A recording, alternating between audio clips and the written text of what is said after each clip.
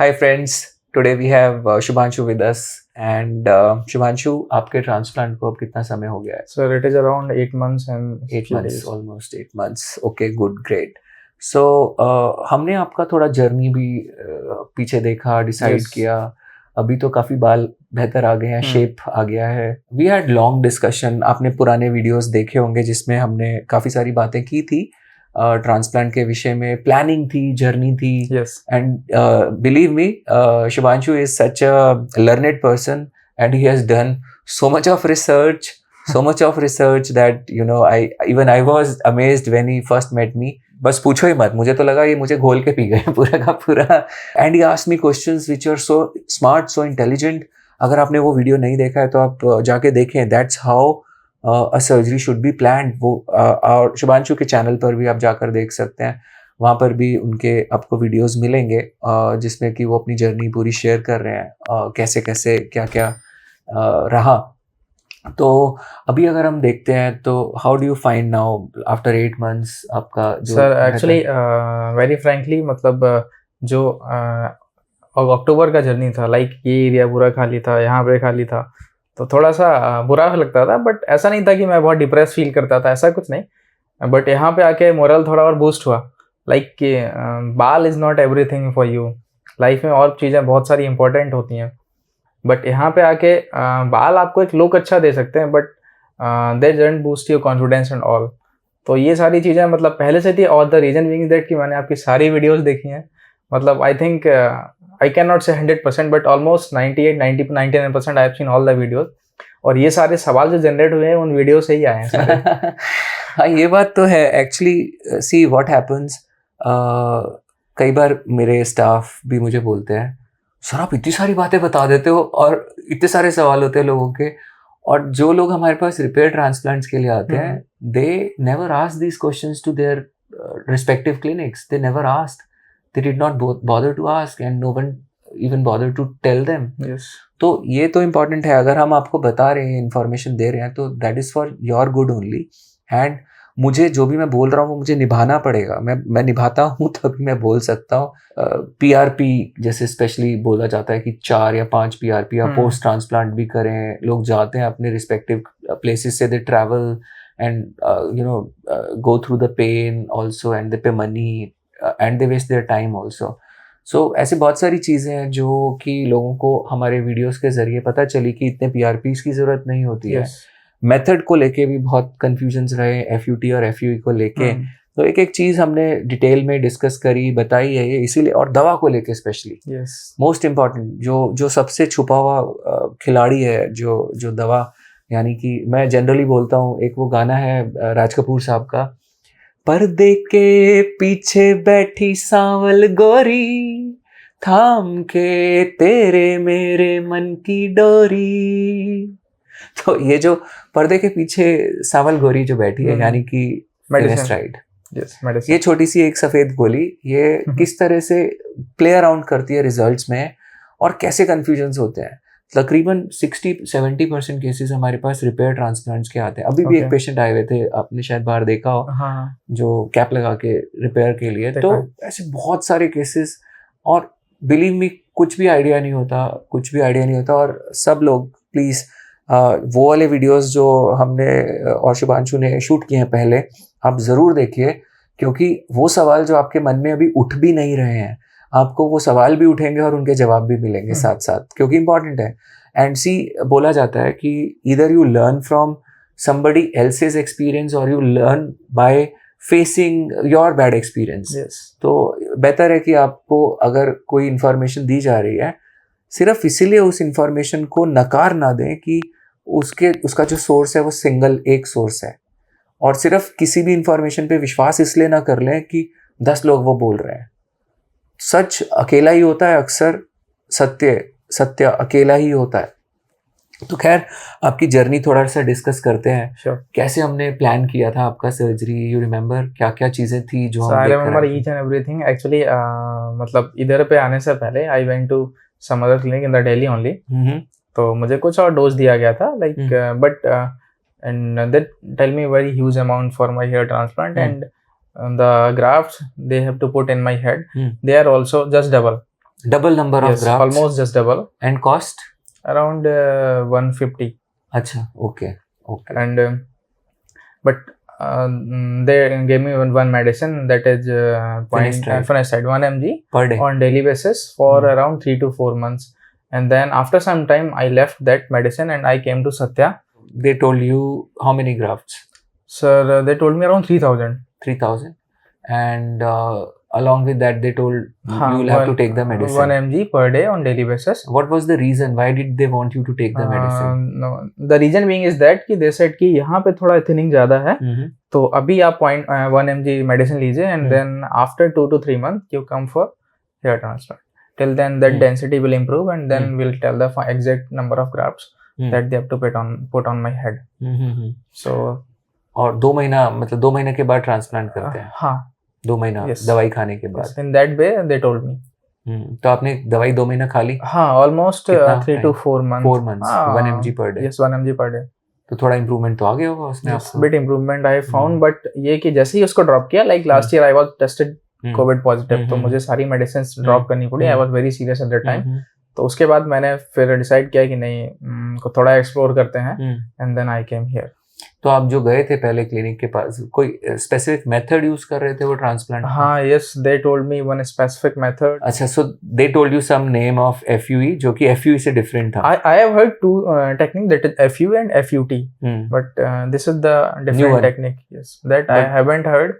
हाँ, तो आपने पूछा कि भाई साधारण FUE से क्या डिफरेंस है, मतलब Sir, क्या actually, चीज़ है? they didn't give me much time. Like मैं आपके पास आया था तो मेरे पास लिस्ट थी सवालों की, 20 से 25 सवाल थे. Like अच्छा, जो दिमाग में सवाल घूम रहे थे वो सारे मुझे क्लियर फिगर आउट करने थे. ओके. तो मैं वहाँ पे गया था, but they didn't give me time. तो मुझे सवाल पूछने का मौका ही नहीं मिला, तो सारी चीजें क्लैरिफाई हो नहीं पाई. मैंने ये भी सुना है कई लोगों से कि अगर हम सिर्फ FUE करेंगे तो हमारी चार्जेस ये रहेंगे. अगर हम ये जो FUE का हमारे वाला एडवांस्ड वर्जन है, इफ वी डू दैट, तो इसकी कॉस्टिंग डिफरेंट होगी, इसकी कॉस्टिंग ज़्यादा होगी. ओके, ये भी बहुत लोगों से सुनने में आता है. बट मुझे जो चीज़ समझ में नहीं है, आप भी सोचिए अगर आपको समझ में आता है कि just because the poor chap doesn't have money to pay, और आप जानते हैं कि आपकी FUE जो आप कर रहे हो, जो भी whatever name you are giving to it, वो इतनी बढ़िया और इतनी महान है कि वो साधारण FUE से बहुत ज़्यादा रिजल्ट देती है, बहुत बढ़िया.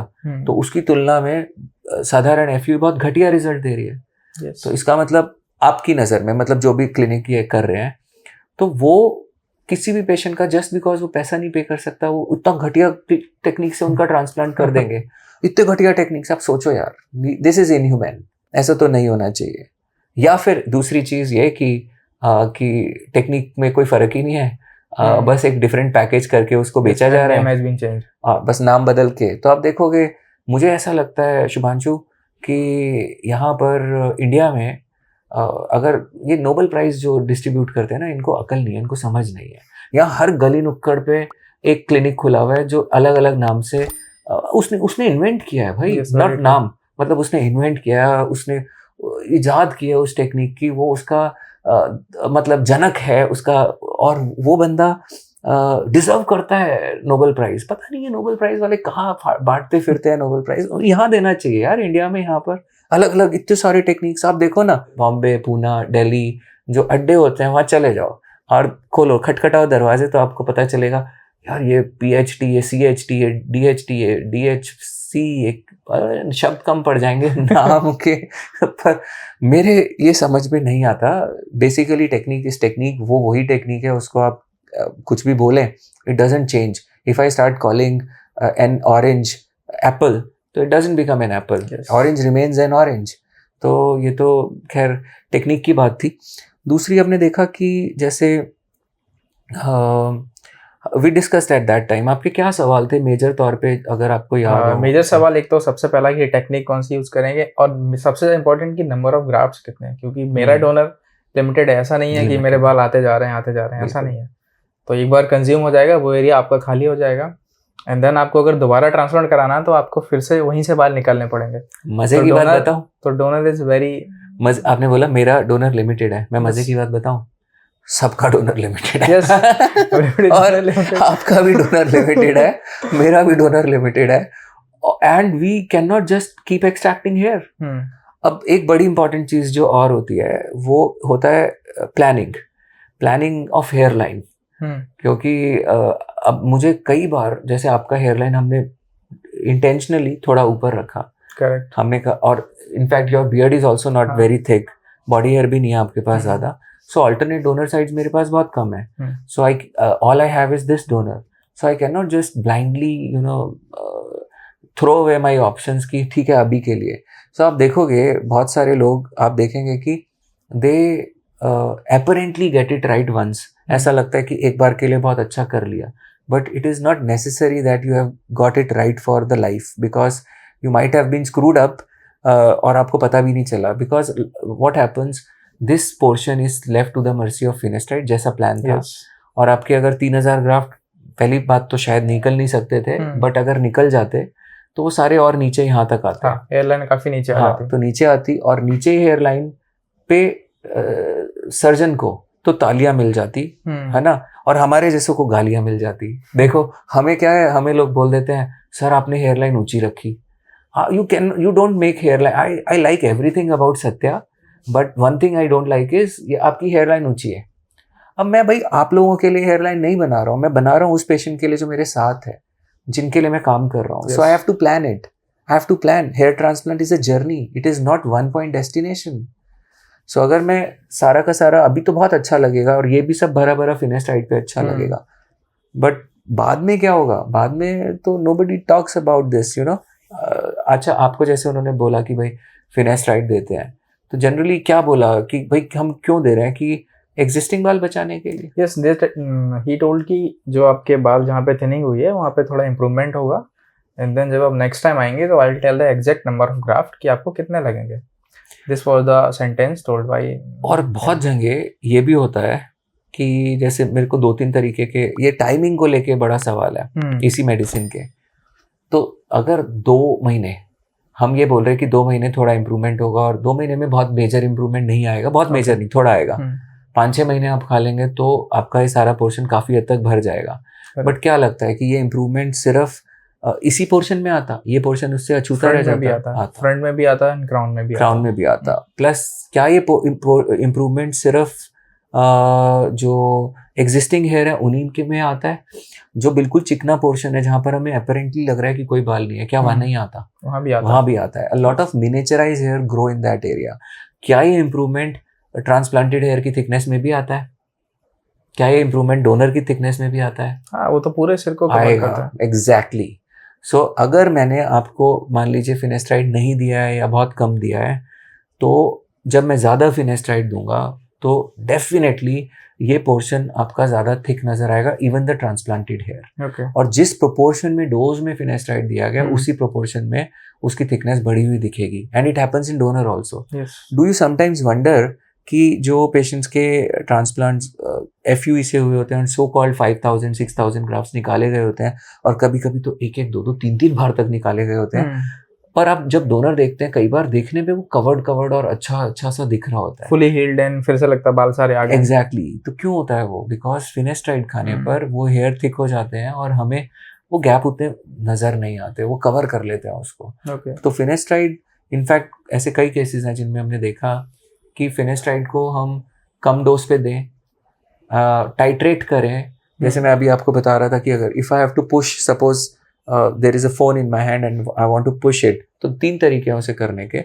एक, मैं उसको फूक मार के ऐसे ब्लो करके पीछे कर सकता हूँ, एक मैं उसको हाथ से पुश कर सकता हूँ, एक मैं उसको बुलडोजर से भी पुश कर सकता हूँ, पर बुलडोजर से करूंगा तो मेरे हाथ को चोट लगेगी, है ना? Understood? So high dose of medicine is like bulldozer. वो आपको देखना होगा कि क्या सही समय है दवा को लेने का, और अगर इम्प्रूवमेंट आ ही रहा है, वो बोल रहे हैं कि हमें ये दवा लेनी है, 1 mg उन्होंने बोला कि आपको देना है।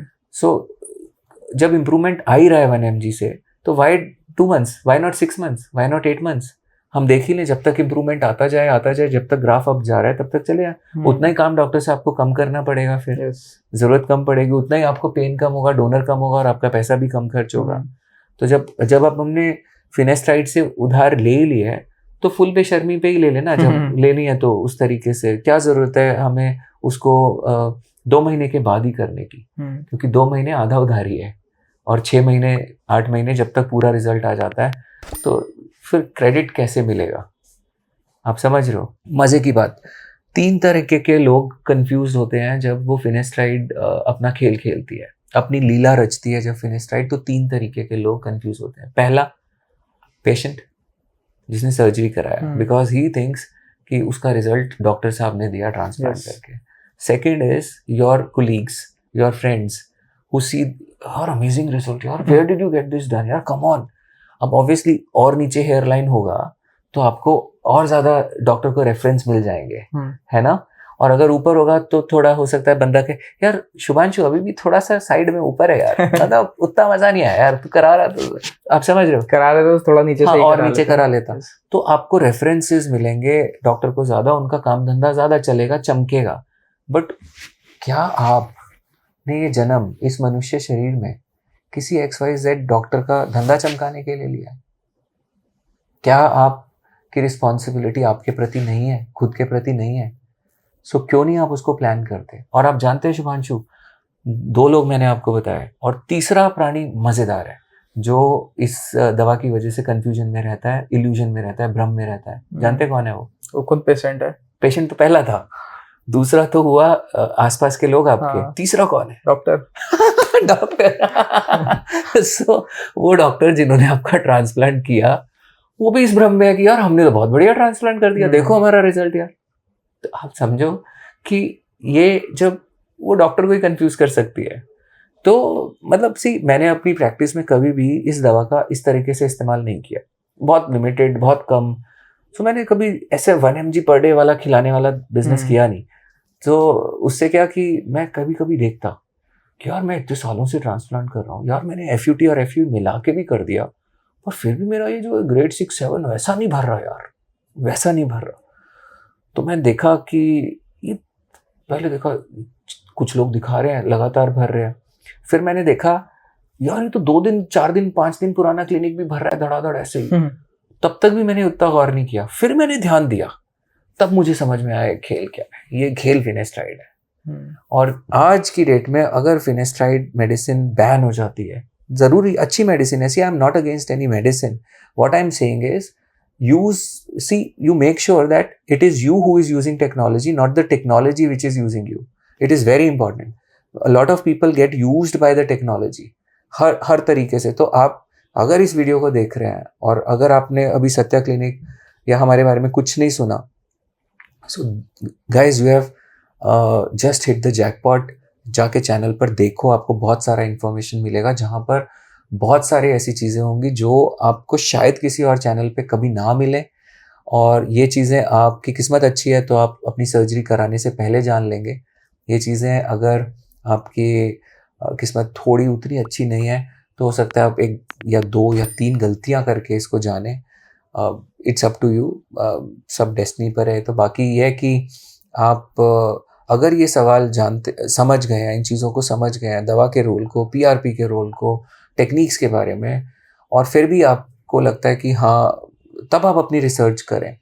पर जहाँ भी रिसर्च के लिए जाएं, एक बात को ज़रूर ध्यान रखना, आप जाना और एक्ट ऐसे करना जैसे आपको कुछ नहीं आता। अगर आपने ज़्यादा मुंह खोला, ये ध्यान रखना भैया, मुंह नहीं खोलना है। ज़्यादा मुंह खोला, ज़्यादा समझदारी दिखा दी तो सामने वाले का असली चेहरा आप देख नहीं पाएंगे। हमारे पास भी आए तो हमारे पास भी अनभिज्ञ बनकर आए, बिल्कुल ऐसे जैसे आपको कुछ नहीं पता। आप हमारी असली सूरत तभी तो जानेंगे, तभी तो पहचानेंगे। पर जहाँ आपने ये बातें बोलनी शुरू कर दी तो लोग जान जाएंगे कि ये सत्या क्लिनिक का वीडियो देख के आया है या सत्या क्लिनिक पे हो के आया है। और फिर सत्या के नाम से तो थोड़ा सा मतलब है, आप थोड़ा ध्यान रखिए। जब आप डिटेल समझना चाहते हैं, जानना चाहते हैं कि आपके साथ, क्योंकि आपका सर है, आप कम से कम एक ट्रस्ट तो देखें, फील तो करें जिनके सर में आप दे रहे हैं। हम जानते हैं कि हेयर लॉस प्रोग्रेसिव है, हम जानते हैं कि हमें कंटिन्यूस एफर्ट करना पड़ेगा, हम जानते हैं कि हम भी आपको कोई भी दवा देके हाईएस्ट डोज पे हाईएस्ट पॉसिबल जो चीज़ें करी जा सकती हैं वो करके हम चैन की बंसी बजा सकते हैं। पर हम ये एफर्ट्स करने के लिए तैयार हैं। हम चाहते हैं कि हर स्टेप पर कस्टमाइजेशन हो ट्रीटमेंट का। हर पेशेंट सेम नहीं है, हर पेशेंट सेम नहीं है। एक जूता हर किसी को नहीं आता, नहीं तो कंपनी एक ही साइज का जूता बनाती, आपकी डोनर अलग है, आपकी नीड अलग है, आपकी एक्सपेक्टेशंस अलग है। हो सकता है आपकी एक्सपेक्टेशंस पूरी हो सकती हो सकता है नहीं हो सकती हो सकता है आपकी अनरियलिस्टिक एक्सपेक्टेशंस हो। अनफॉर्चुनेटली कई बार मेरे पास ऐसे पेशेंट्स आते हैं जिनका मैं दिल तोड़ देता हूँ, क्योंकि उनकी एक्सपेक्टेशंस रियलिस्टिक नहीं होती। तो मैं नहीं बोलता फिर कि ये नहीं हो सकता, मतलब नहीं हो सकता।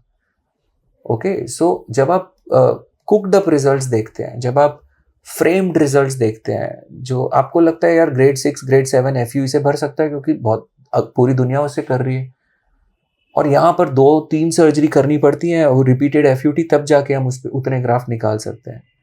पर आपने सोचा, मतलब कभी आपने सोचा जैसे कि फिनेस्ट्राइड बोला आपको वो 1 mg दे देंगे, तो उन्होंने आपको क्या बोला कि हम आगे जीवन भर अब 1 mg खाते रहनी है आपको? हाँ, मतलब बोला ऐसा ही था कि हाँ ये आपको कंटिन्यू बेसिस पे लेनी है इवन जीवन आफ्टर द भर? Transplant also. आप छोड़ नहीं सकोगे कभी इसको, या कम हाँ, कर देंगे, कुछ मतलब ऐसा ऐसा बोला? ये स्टेटमेंट नहीं बोला था, बट दे सेड कि अभी आप कंटिन्यू करिए, अभी? आगे हाँ, आगे अभी? फिर इसको देखेंगे, आगे फिर व्हाट विल बी द देखेंगे, result in the future, that will depending depend upon on. आगे देखेंगे 1 mg को कम भी यस, कर सकते हैं हम।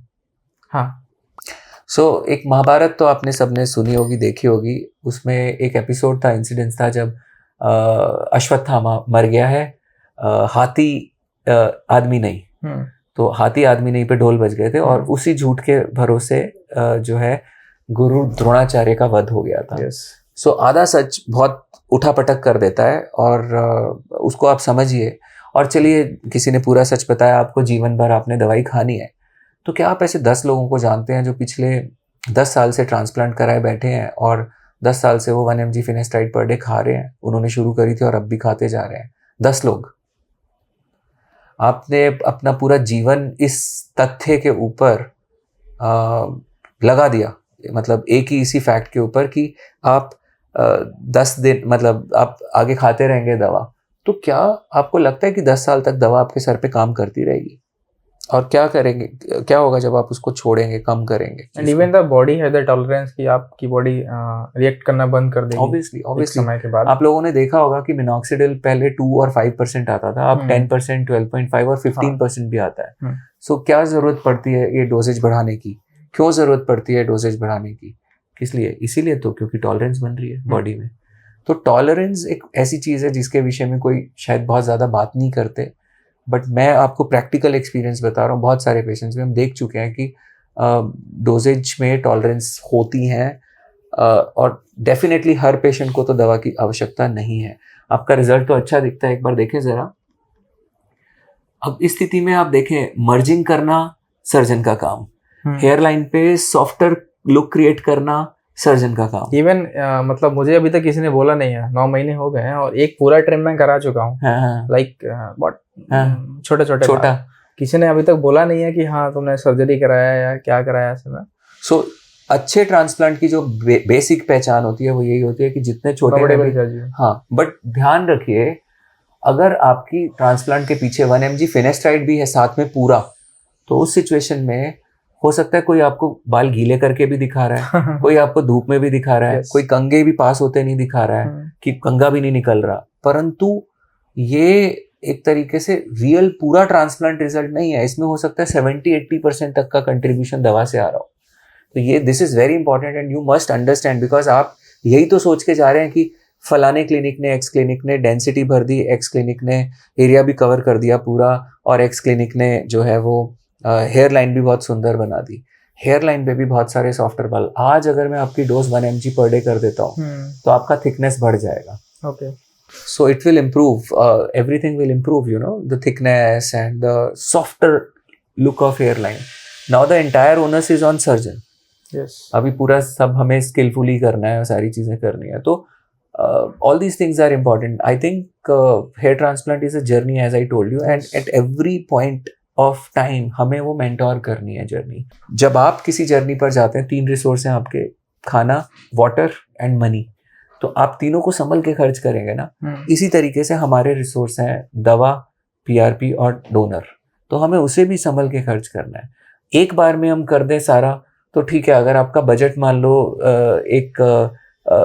किसी ऐसे होटल में रुकने का है जहां आप रुककर 7 दिन निकाल सकते हैं, आप उस 7 के 7 दिन का बजट एक सिर्फ होटल पे लगा के 6 दिन सड़क पे थोड़ी ना रहेंगे। So any final message you want to tell? मतलब सर फाइनल मैसेज ये है कि आप जहाँ भी जाएँ बहुत सोच समझ के जाएँ। आई एम नॉट सेइंग कि you just have to come here only. आप जहाँ भी जाएँ बहुत और हाँ, थोड़ा बहुत अपने बारे में जानो और थोड़ा बहुत जो चीज़ आप कराने जा रहे हो उसके बारे में आपको पता ज़रूर होना चाहिए। नहीं तो आपको कोई ऐसे बेवकूफ़ बनाता रहेगा और आप बेवकूफ़ बनते रहोगे। बिल्कुल, बिल्कुल। और देखो सबसे पहले जो हमने बात शुरू करी, बाल अच्छे हैं, बाल बढ़िया हैं, पर बाल के बिना भी आप एग्ज़िस्ट करते हैं। यस। और जब आप डर के फ्रीक्वेंसी में सॉल्यूशन ढूँढेंगे, डर के कि मेरे को रिजेक्ट कर देते हैं लोग, मुझे एक्सेप्ट नहीं करते, मुझे कोई पसंद नहीं करेगा, तब उस स्थिति में आप ध्यान रखिएगा कभी भी आप अच्छा सॉल्यूशन ले ही नहीं पाएँगे, आप डरावने सॉल्यूशन पर ही पहुँचेंगे और डरावने ही परिणाम होंगे। परंतु आप यदि ऐसा मन के साथ सॉल्यूशन ढूँढते हैं जहाँ पर आप अपने को एक्सेप्ट करते हैं, आप जैसे हैं वैसे एक्सेप्ट करते हैं और फिर आप करते हैं, तो तब आप देखिए आप एक अच्छा और बेहतर सॉल्यूशन ज़रूर ढूँढ पाएँगे अपने लिए। और उम्मीद करता हूँ कि आप इन वीडियोज़ को बनाने में देखो एफ़र्ट भी लगता है, आप भी इतनी दूर यस। से आए, हम बात कर रहे हैं। बट यही है कि ये सब चीज़ें हम इसलिए बनाते हैं क्योंकि हम आपसे प्यार करते हैं, हम इस काम से प्यार करते हैं।